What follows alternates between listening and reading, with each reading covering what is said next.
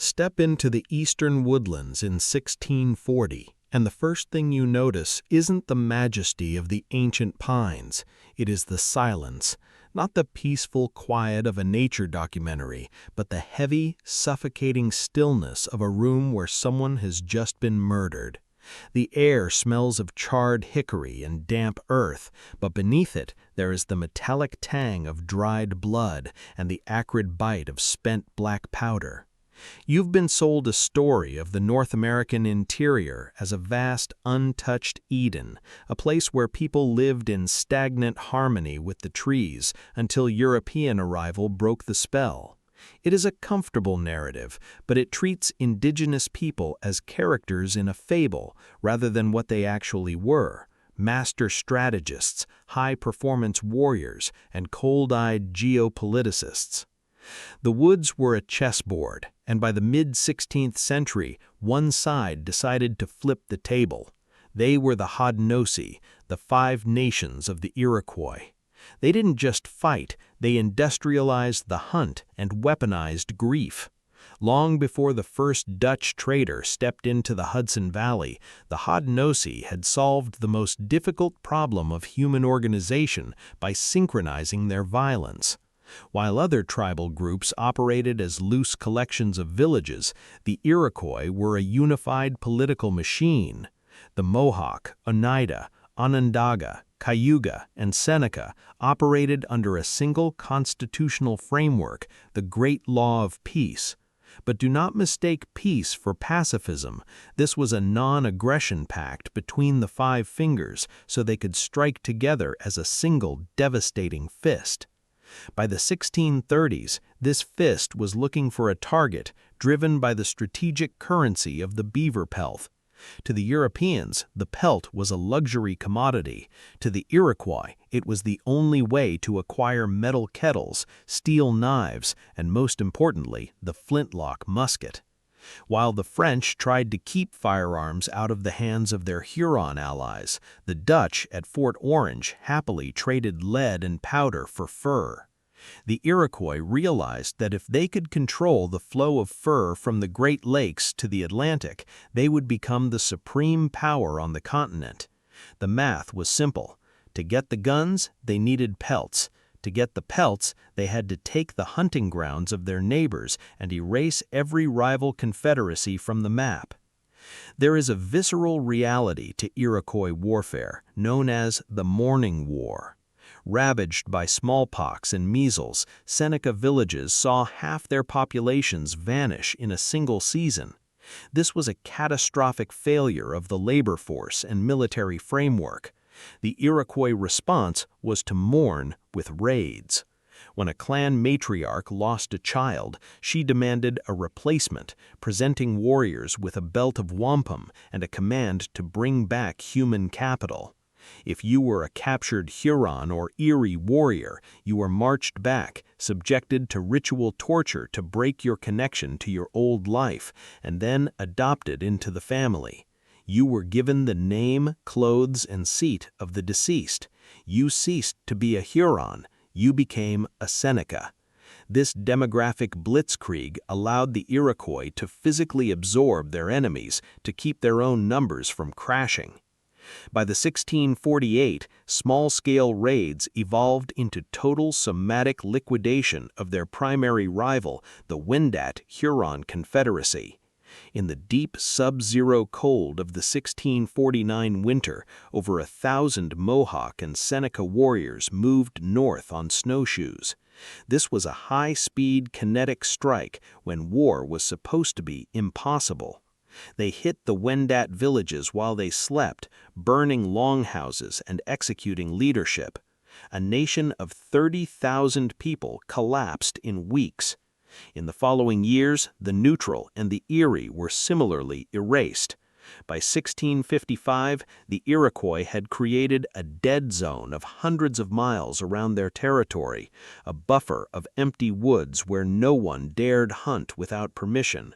They effectively paralyzed European superpowers, leaving French soldiers barricaded in their forts at Quebec and Montreal, unable to step 100 yards past the palisades without risking a knife to the throat.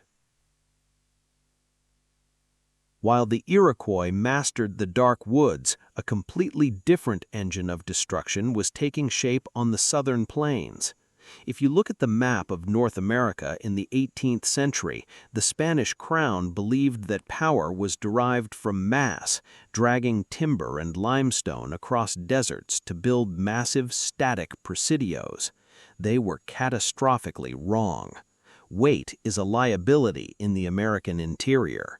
A group of Shoshonean hunter-gatherers descended from the Rocky Mountains and performed a total systemic override of the Great Plains. They were the Numanu, known to history as the Comanche. They did not want to conquer the earth, they wanted to skim across it.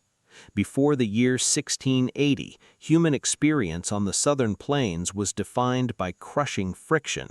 The landscape was a lethal environment for a creature walking on two legs, operating on a razor-thin caloric margin.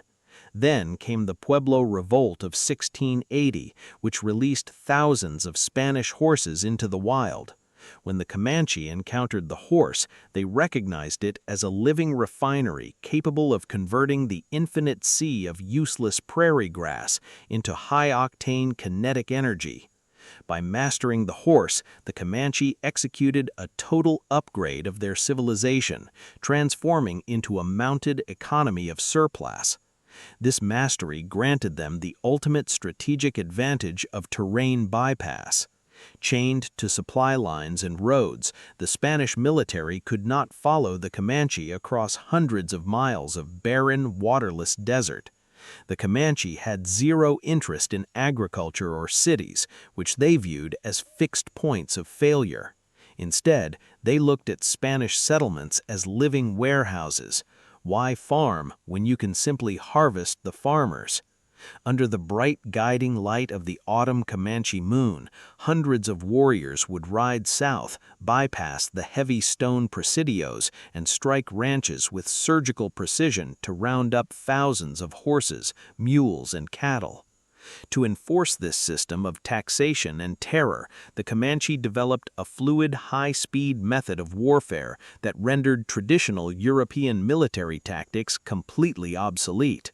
While European and American forces relied on a rigid, slow line of battle, a Comanche warrior operated as a fluid, high-speed weapons platform. Boys were taught to ride bareback, shifting their weight so that at full gallop the warrior could hook his heel over the spine of the animal. The animal became a moving shield of meat and bone.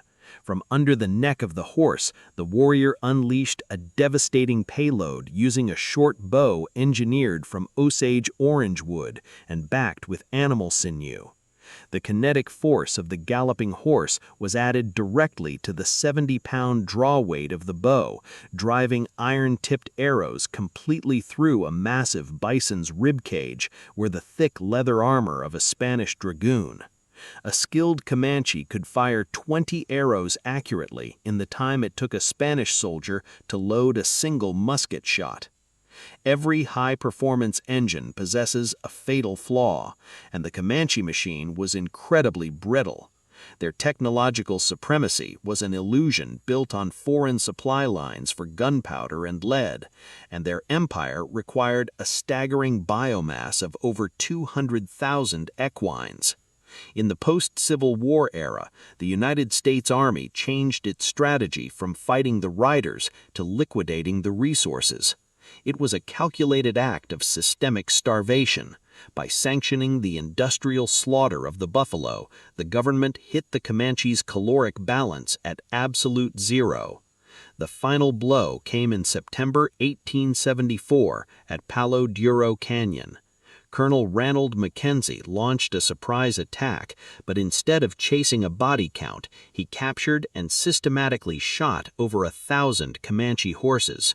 Without their organic engines, the greatest empire of the plains was left stranded on foot, forced to walk into the reservation.